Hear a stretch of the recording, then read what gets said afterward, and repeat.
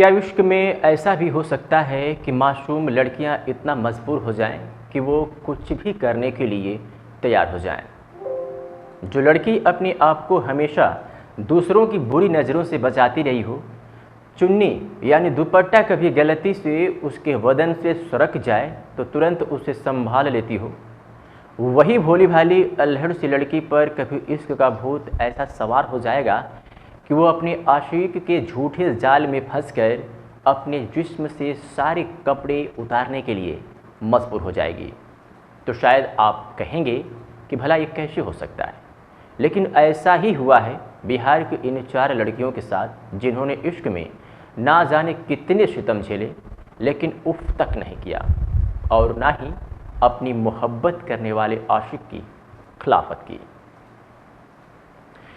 नमस्कार, सत श्री अकाल, आदाब। मेरा नाम है अरविंद कुमार सिंह और आप देख रहे हैं न्यूज़ 9 नेटवर्क का ये स्पेशल शो।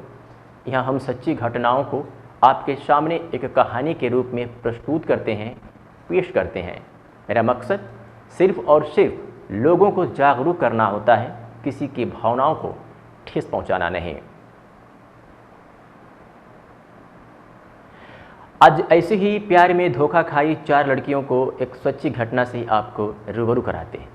ये सच्ची घटना बिहार के नवादा ज़िले से है, जहाँ की रहने वाली एक लड़की एक लड़के से इतना प्यार करती है जिसकी कोई हद नहीं, और वो दोनों जब भी एक दूसरे से मिलते तो हमेशा की तरह प्यार में साथ जीने और साथ मरने की कस्में खाते थे।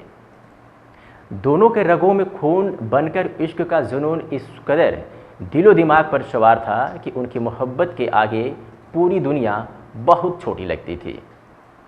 बल्कि यूँ कहें कि वो 2 जिस्म एक जान थे। बालिग उम्र में हुआ प्यार जब परवान चढ़ा तो दोनों ने एक दूसरे के बिना ना रहने का फैसला कर लिया।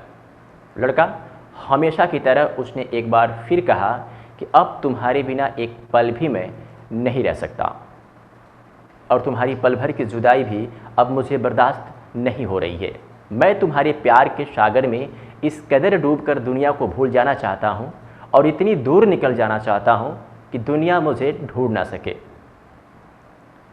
अपने प्रेमी के मुख से प्यार भरे अल्फाज सुनकर लड़की बहुत खुश होती है। अपने किस्मत पर नाच करते हुए मन ही मन ऊपर वाले का शुक्र अदा करती है, और दिल ही दिल में ये दुआ भी कर रही थी कि हर लड़की को ऐसा ही चाहने वाला प्रेमी मिले। धीरे धीरे दिन गुजरता गया और दोनों का प्यार परवान चढ़ता गया, और वो वक्त भी आ गया जिस दिन इन लोगों ने घर छोड़ने का फैसला कर लिया और जवाने को नज़रअंदाज करते हुए प्यार भरी दुनिया में प्यारा सा एक छोटा सा घर, दुनिया की झंझट से दूर, बहुत दूर, एक अपनी छोटी सी नई दुनिया बसाने का फैसला किया और निकल पड़े। उधर अंधेरे के आगोश में सूरज समा रहा था और लोग अपने अपने आशियाने की तरफ लौट रहे थे, लेकिन लड़की के घर वालों को अभी अपनी लाडली बेटी का इंतजार था, क्योंकि वो अभी अपने घर लौटकर नहीं आई थी। जैसे जैसे रात बीतती गई, घड़ी की सुई अपनी रफ्तार से बढ़ती गई, और फिर रात के 9 से अब 10 और फिर 11, और जैसे ही घड़ी की सुई 12 से ऊपर चलने लगी, लेकिन उनकी लाडली बेटी अपने घर नहीं पहुंची। फिर अपने आप को यकीन दिलाते हुए दिल ही दिल में बात कर रहे थे, क्योंकि सबको यकीन था कि देर ही सही लेकिन बेटियां घर आ ही जाएगी। लेकिन अफसोस, बेटी नहीं पहुंची। अब घर वालों की बेचैनी और बढ़ गई थी।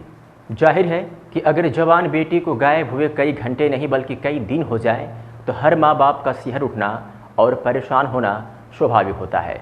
लिहाजा किसी अनहोनी के डर से घर वालों ने पुलिस को सूचना दी और पुलिस ने तहरीर के आधार पर मुकदमा दर्ज कर अपनी कार्रवाई शुरू कर दी। अब धीरे धीरे कई दिन ही नहीं बल्कि कई महीने, कई वर्ष बीत गए, पर उनके लाडले का कुछ अता पता नहीं चला।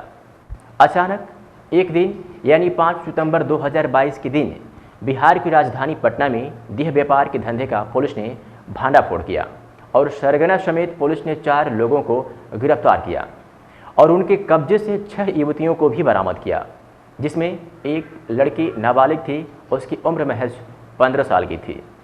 गैंग की जो सरगना थी वह एक महिला थी।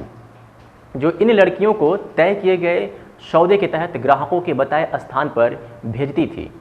पुलिस ने उनके पास एक स्कॉर्पियो, एक एसयूवी, एक स्कूटी, एक मोटरसाइकिल, सिगरेट के 2 डब्बे सहित कई आपत्तिजनक वस्तुएं बरामद की जो यौन संबंध में इस्तेमाल किए जाते हैं, जिसमें यौन क्षमता वर्धक दवाइयां, क्रीम, अंतःवस्त्र शामिल थे।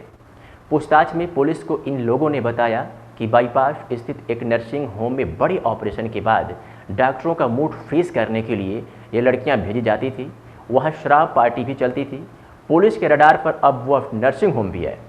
पुलिस ने बरामद युवतियों में एक नाबालिग को न्यायालय में बयान दर्ज कराया और अब पुलिस इस घटना में शामिल उन लोगों की तलाश में जुट गई और पुलिस ने बिहार के नालंदा जिले के रहने वाले कई लड़कों को रामकृष्ण नगर थाना क्षेत्र के सुभाष नगर वार्ड नंबर 3 से गिरफ्तार किया। यह लोग पटना में ग्राहक सेट करते थे। अब पुलिस जब लड़कियों से पूछताछ शुरू की तो उन लड़कियों ने पुलिस को जो बताया उसे सुन पुलिस वाले हैरान थे। इन 6 लड़कियों में 4 लड़कियां इश्क में धोखा खाकर वो देह व्यापार के धंधे में धकेली गई थी और उन लड़कियों में वो भी लड़की शामिल थी जिसने अपने प्यार के लिए कुछ वर्ष पूर्व अपने प्रेमी संग घर से भागकर अपने प्यार की दुनिया बसाने की सोची थी। उस लड़की ने बताया कि वो जिस लड़के से प्यार करती थी वो मुझे अपने प्रेम जाल में फंसाकर पहले नवादा से पटना ले आया और 2 दिन एक होटल में रखा और फिर मुझे अकेला वहीं छोड़कर भाग गया। इसके बाद वह 0 माइल पहुंच गई जहां उसका संपर्क ममता देवी से हो गया और वह उसे इस धंधे में लेकर चली आई। वहीं उन लड़कियों में शामिल 2 विवाहित भी निकली।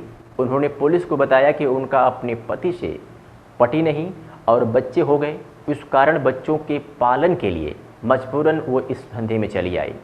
अभी इन दोनों का पति से केस भी चल रहा है।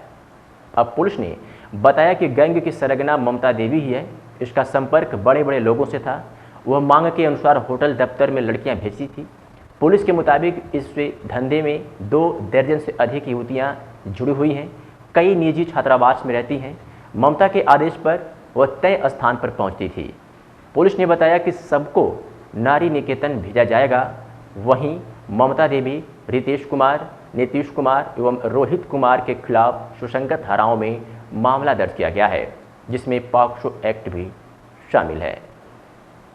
तो आज की सच्ची घटना आपको कैसी लगी वो कमेंट सेक्शन में ज़रूर बताइएगा और ये ज़रूर बताइएगा कि ऐसे प्रेम करने वालों को किस तरह की सज़ा मिलनी चाहिए।